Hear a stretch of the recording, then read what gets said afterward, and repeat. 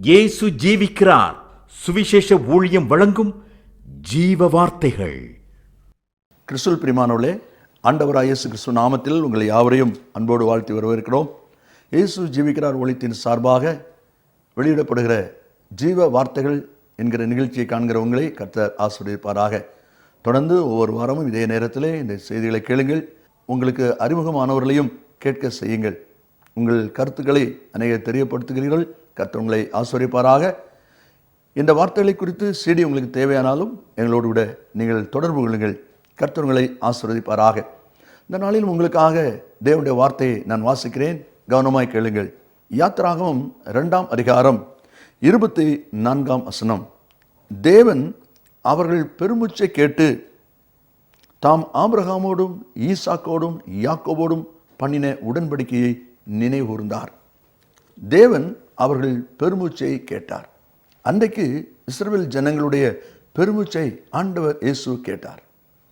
கேட்ட அவர் பெருமூச்சோடு இருக்கிற அந்த ஜனங்களை மீட்கும்படியாக மோசே என்கிற ஒரு தலைவனை ஏற்படுத்தி அந்த ஜனங்களுடைய பெருமூச்சிலிருந்து அவர்களை விடுவிக்கும்படிக்கு கர்த்தர் காரியங்களை நிறைவேற்றினார் என்பதை வேதாகம சரித்திரம் நமக்கு சொல்லுகிறது. இந்த வார்த்தைகளை கேட்டுக்கொண்டிருக்கிற அன்பு நேச பிள்ளைகளே, ஆண்டவர் இயேசு இன்றைக்கு இந்த வார்த்தை கொடுக்கிறார் என்று சொன்னால் நீங்கள் எந்த விதத்திலே பெருமூச்சோடு இருக்கிறீர்கள் என்பதை அவர் அறிந்திருக்கிறார். ஒருவேளை இந்த வார்த்தை கேட்டுக்கொண்டிருக்கிற நீங்களும் கூட கடந்த நாட்களிலே உங்கள் வாழ்க்கையில் எதிர்பார்த்த, நீங்கள் விரும்பின, நீங்கள் வாஞ்சித்த காரியங்கள் நிறைவேறாததினாலே, காரணமில்லாத காயத்தை உண்டாக்குனதுனாலே, குடும்பத்தில் ஏற்பட்ட நஷ்டத்தினாலே, பிளவுகளினாலே, பெருமூச்சின் அனுபவத்திலே நீங்கள் இருப்பதை கர்த்தர் அறிந்திருக்கிறார். ஆகினால்தான் ஆண்டவர் இந்த நாளிலும் இந்த வார்த்தையை உங்களுக்காகவே வைத்திருக்கிறார். அன்னைக்கு அந்த ஜனங்களுடைய பெருமூச்சை கேட்ட ஆண்டவர் இன்னைக்கு உங்கள் பெருமூச்சிலிருந்து ஒரு மாற்றத்தை கொடுக்கும்படி, ஒரு விடுதலையை கொடுக்கும்படி அவர் ஆயத்தமாக இருக்கிறார். கர்த்தர் உங்களுடைய பெருமூச்சை அறிந்திருக்கிறார். வேதத்தில் நாம் வாசிக்கிறோம், இன்றைக்கு காண்கிற எகிப்தியரை இனி என்றைக்கும் காண்பதில்லை என்று சொல்லப்பட்டிருக்கிறது. அதே போல உங்களுடைய வாழ்க்கையில் இனி என்றைக்கும் இந்த பெருமூச்சின் அனுபவம் இல்லாதபடிக்கு கர்த்தர் மாற்றி போட ஆயத்தமாயிருக்கிறார். இந்த பெருமூச்சின் அனுபவத்தை குறித்து யோபின் புத்தகம் 3ஆவது அதிகாரம் நாம் வாசிக்கும் போது அங்கே விதமாய் வாசிக்கிறோம். என் போஜனத்துக்கு முன்னே பெருமூச்சு உண்டாகிறது. சாப்பிடுவதற்கு சாப்பாடு போட்டு வைத்திருக்கிறேன், ஆனால் சாப்பிட மனமில்லை, சாப்பிட முடியவில்லை. அந்த பாரம் அடைக்கிறது, அந்த துக்கம், அந்த வேதனை என்னை சாப்பிட முடியாமல் தடுக்கிறது. அனுபவத்தில் இருக்கிறீர்களா? தேவனுடைய வார்த்தை உண்மை அல்லவா? இன்றைக்கு உங்களுடைய நிலையை கர்த்தர் அறிந்திருக்கிறார். உங்கள் துக்கத்தை மாற்றும்படி, உங்கள் பெருமூச்சின் அனுபவத்தை மாற்றும்படி தேவன் நமத்திலே கடந்து வந்திருக்கிறார். சங்கீதக்காரன் தன்னுடைய 6ஆம் அதிகாரம் 6வது வசனத்தில் சொல்லும் பொழுது, என் பெருமூச்சினால் இளைத்து போனேன் என்று சொல்லுகிறார். முழுவதும் என் படுக்கையை, என் கட்டிலை கண்ணீரால நினைக்கிறேன் என்று சொல்லுகிறார். முழுவதும் அழுகை, கண்ணீர். காரணம் பெருமூச்சின் அனுபவம். ஒருவேளை இதை கேட்டுக்கொண்டிருக்கிற நீங்களும் கூட அதே அனுபவத்தில் இருக்கிறீர்கள் என்று சொன்னால் உங்களுக்காகவே கர்த்தர் இந்த நாளிலே இந்த வார்த்தையை கொடுத்து கொண்டு இருக்கிறார். இந்த வார்த்தையின்படி உங்களுடைய வாழ்க்கையிலே ஒரு மாற்றத்தை செய்வதற்கு ஆண்டவர் ஆயத்தமாயிருக்கிறார். ஏனையா இந்த பெருமூச்சின் அனுபவங்கள் வருகிறது என்பது நாம் கற்றுக்கொள்ள வேண்டிய முக்கியமான காரியம். மனுஷனுடைய வாழ்க்கையிலே, கர்த்தருடைய பிள்ளையுடைய வாழ்க்கையிலும் கூட இந்த பெருமூச்சின் அனுபவங்கள் வருகிறது. இதற்கு காரணம் என்ன என்று சொல்லி நாம் பார்க்கும்போது யோபின் புத்தகம் 14ஆவது அதிகாரம் 14ஆவது வசனத்திலே இவ்விதமாய் நாம் வாசிக்கிறோம். எனக்கு மாறுதல் எப்பொழுது வரும் என்று என் போராட்டத்தின் நாட்களெல்லாம் காத்திருக்கிறேன் என்று சொல்கிறார். எனக்கு எப்பொழுது மாறுதல் வரும்? இந்த நெருக்கத்திலிருந்து எனக்கு எப்பொழுது மாறுதல் வரும்? இந்த இக்கட்டான நிலையில எனக்கு ஒரு மாற்றம் வராதா? இந்த வியாதி பிடியில எனக்கு ஒரு மாற்றம் வராதா என்று சொல்லி அந்த மாற்றத்தை எதிர்பார்க்கிற சூழ்நிலையில் இருக்கிற பிள்ளைகளுக்கு இந்த பெருமூச்சின் அனுபவங்கள் வருகிறது என்று சொல்லி தேவனுடைய வார்த்தை சொல்வதை நாம் அங்கே பார்க்கிறோம்.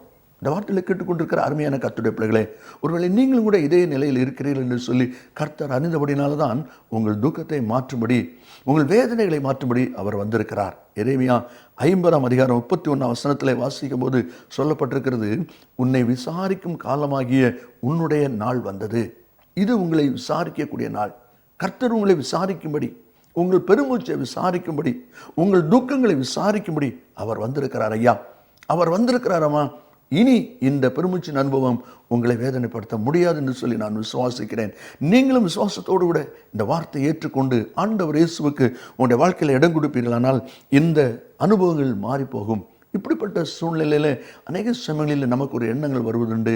நான் ஆண்டவரை நேசிக்கிற பிள்ளை தானே, ஆண்டவருக்கு ஊழியத்திற்கு இன்னும் ஊழியர்களுக்கு என்று சொல்லி பல காரியங்களை நான் செய்து கொண்டிருக்கிறேனே, ஏன் என்னுடைய வாழ்க்கையில் இப்படிப்பட்ட சம்பவங்கள் என்று சொல்லி யோபின் புத்தகம் 33வது அதிகாரத்தில் 13, 14 இந்த வசனங்களை நீங்கள் வாசிப்பீர்களானால், அவர் தம்முடைய செயல்கள் எல்லாவற்றை குறித்து காரணம் சொல்லவில்லை என்று நீர் ஏன் அவரோடு வழக்காடுகிறீர் என்று சொல்லி தேவனுடைய வார்த்தை அங்கே சொல்வதை நாம் அங்கே பார்க்கிறோம். என்னை கேட்கிற அருமையான கர்த்தருடைய பிள்ளைகளே, அப்படிப்பட்ட சந்தர்ப்பங்கள் உங்களுடைய வாழ்க்கையில் வருகிறது அல்லவா? நீங்களும் அப்படிப்பட்ட சமயத்தில் ஏன் எனக்கு இப்படிப்பட்ட காரியம் நடக்கிறது, ஆண்டவர் ஏன் எனக்கு மறைத்து வைத்திருக்கிறார், ஏன் எனக்கு இதை சொல்லவில்லை என்று சொல்கிறீர்கள் அல்லவா? என்றாலும் தேவனாகிய கர்த்தர் உங்களுடைய பெருமூச்சின் அனுபவத்தை மாற்றும்படி இன்றைக்கு அவர் நம்மத்திலே கலந்து வந்திருக்கிறார். அவர் அதற்காகவே உங்களோடு கூட பேசி கொண்டிருக்கிறார். நீங்கள் வேதனைப்பட்ட நாட்கள் போதும், நீங்கள் சிறுமையடைந்த நாட்கள் போதும், நீங்கள் கண்ணீர் விட்ட நாட்கள் போதும் என்று சொல்லி ஒரு மாற்றத்தை கொடுக்கும்படி, ஒரு வித்தியாசமான ஆசீர்வாதத்தை கொடுக்கும்படி அவர் ஆயத்தமாக இருக்கிறார் என்பதை நீங்கள் மறந்து போக வேண்டாம். இது கர்த்தர் உங்களை தேடி வந்திருக்கிற ஒரு நல்ல சமயம். இது இந்த சமயத்தை நீங்கள் சரியாய் பயன்படுத்திக் கொள்ளுங்கள். அன்றைக்கு கானானிய ஸ்திரீ ஆண்டவரிடத்தில் வந்து, ஆண்டவரே எனக்கு உதவி செய்யும் என்று கேட்டாள். ஆண்டவரே எனக்கு உதவி செய்யும் என்று கேட்டாள். ஆண்டவர் அவளுக்கு உதவி செய்தார். அவளுடைய மகளுக்கு அற்புதமான ஒரு மாற்றம் உண்டானது. வேதாகமத்திலே மத்தேயு 15வது அதிகாரத்தில் 25வது வசனத்தில் நாம் அதை வாசிக்கிறோம். அதே இயேசுவை நோக்கி நீங்கள் கேளுங்கள், ஆண்டவரே எனக்கு உதவி செய்யுமப்பா, இந்த பெருமூச்சின் அனுபவத்திலிருந்து, இந்த வேதனை அனுபவத்திலிருந்து எனக்கு உதவி செய்யும் என்று கேட்பீர்களானால் நிச்சயமாக உங்களுடைய வாழ்க்கையிலே ஒரு மாறுதலை நீங்கள் காண்பீர்கள். இரண்டாவதாக மார்க்கு சுவிசேஷம் 16ஆம் அதிகாரம் 3வது வசனத்தை வாசிக்கும் போது அங்கே விதமாய் சொல்லப்பட்டிருக்கிறது, கல்லறையின் வாசலில் இருக்கிற கல்லை நமக்காக எவன் புரட்டி தள்ளுவான்?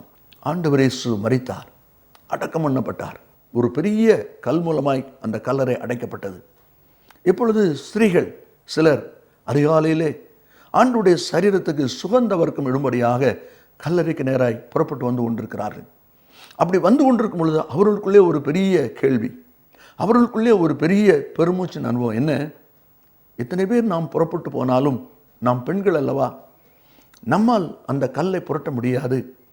கல்லறையை அடைத்து வைத்திருக்கிற கல் அவ்வளவு பெரிய கல், நமக்காக எவன் புரட்டி தள்ளுவான்? நமக்காக எவன் புரட்டி தள்ளுவான்? ஒரு பெருமூச்சின் அனுபவம். இந்த வார்த்தை கேட்டுக்கொண்டிருக்கிற அருமையானவர்களே, நீங்கள் இருக்கிற சூழ்நிலையிலே, நீங்கள் இருக்கிற வேதனையின் அனுபவத்திலே, நீங்கள் இருக்கிற பிரச்சனையின் அனுபவத்தில் எனக்காக இந்த கல்லை யார் புரட்டுவார்? எனக்காக இந்த பிரச்சனையை யார் மாற்றுவார்?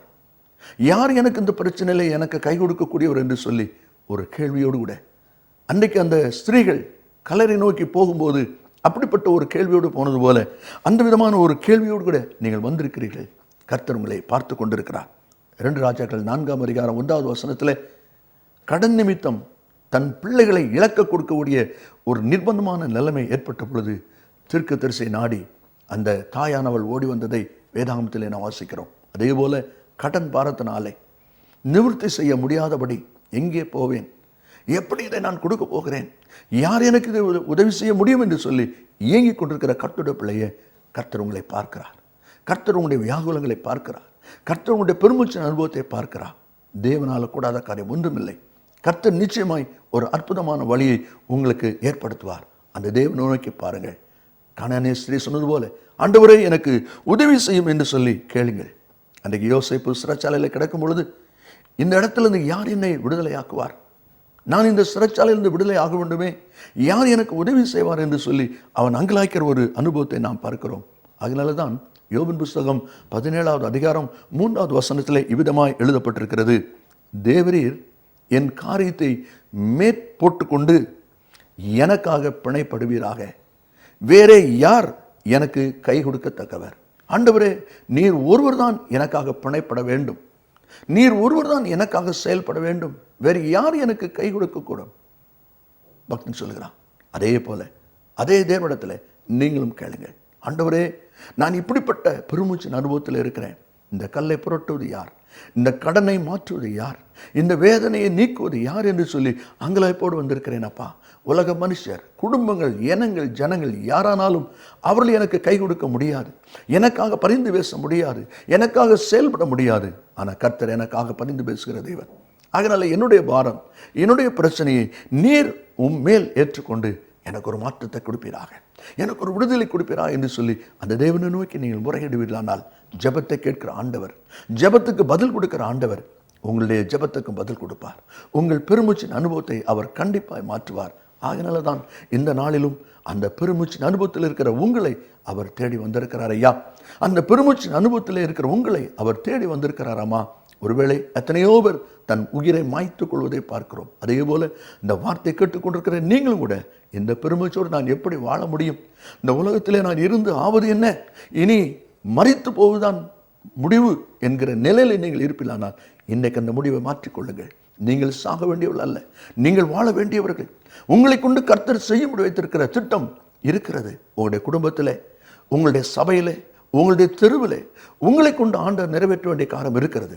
அதற்கு முன்பாக மரணத்தை தெரிந்து விடாதீர்கள். அதற்கு முன்பாக உங்களை மாய்த்து கொள்ளாதீர்கள். உங்களுக்கு விடுதலை கொடுக்க, உங்களுடைய பெருமூச்சை மாற்ற அவர் ஆயத்தமாக இருக்கிறார். நல்ல ஒரு வாய்ப்பு உங்களை தேடி வந்திருக்கிறது.